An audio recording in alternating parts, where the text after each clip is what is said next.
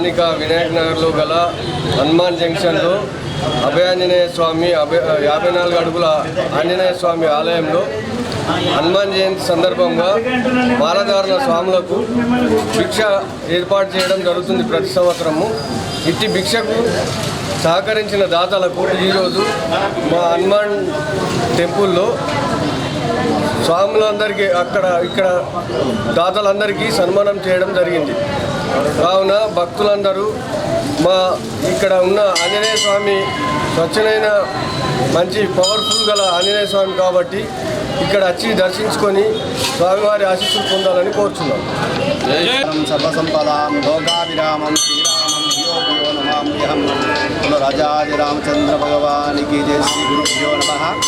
అఖిల భారత హనుమత్ దీక్షా సేవా సమితి ఇందూర్ విభాగ్ సందర్భంలో హనుమత్ దీక్షా భక్తులకు 45 రోజులు అన్నప్రసాదం ఇక్కడ ఏర్పాటు చేయడం జరిగింది. మరి దానికి సహకరించినటువంటి హనుమత్ దీక్షా భక్తులు మరి భక్తజనులు చాలామంది మరి విశేషంగా అందరూ సహకారం చేసి మరియు ఈ కార్యక్రమాన్ని విజయవంతం చేశారు.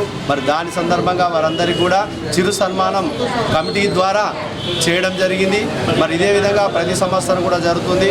మరి ఇక్కడ ఆంజనేయ స్వామి ఆంజనేయ స్వామి అనుగ్రహం అంటే ఒక్కసారి మొక్కుకుంటే వాళ్ళ యొక్క కోరికలన్నీ కూడా నెరవేరుతాయి, దినదినాభివృద్ధి అయ్యి స్వామివారి అనుగ్రహం కూడా చాలా ఉంటుంది. కాబట్టి అందరూ కూడా ఇక్కడ అభయ ఆంజనేయ స్వామి యొక్క అనుగ్రహాన్ని పొంది శ్రీ శ్రీ దుర్గాప్రసాద స్వామి గారి యొక్క మంగళ శాసనంతో ఈ కార్యక్రమాన్ని ముందుకు జరుపుతున్నాం.